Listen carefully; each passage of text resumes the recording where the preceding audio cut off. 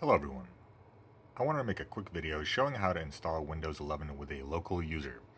It's quite obnoxious how it tries to force you to log in with a Microsoft account. However, there's an easy way around. Once you install Windows 11, select the country, select your keyboard, and then what you want to do essentially is press Shift F10. Now in some of these computers, the F keys, they do things like change brightness and they're not set to their default configuration. So you may have to press Shift Function F10. But once you do, you will see this command prompt window, or once you're successful, you'll see this. At this point, all you want to do is type OOBE /bypassNRO.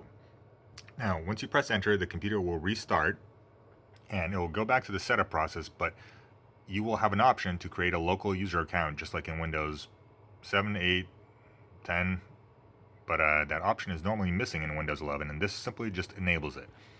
It's literally a 2-second fix, but if you just install Windows 11 and you're just bouncing around the menus and you're trying to figure out how to get into the Windows and create a local account, and you're feeling a little frustrated that you're being forced to use a Microsoft account, there is this simple way around. So I'm just going to hit enter, and the computer will just begin to restart.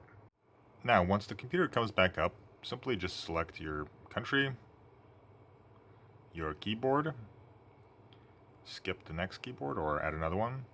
Now you want to click I do not have internet and select continue with limited setup. Now at this point you can log into the computer with your local account, create whatever username you want and password, and use it as per normal with the previous versions of Windows. Hopefully this helps. My only tip is really just make sure you don't connect to any Wi-Fi, and if you have a Ethernet cable, I recommend not plugging it in, because Windows will try to force you into using a Microsoft account, which you don't really want to use. So yeah, hope that helps.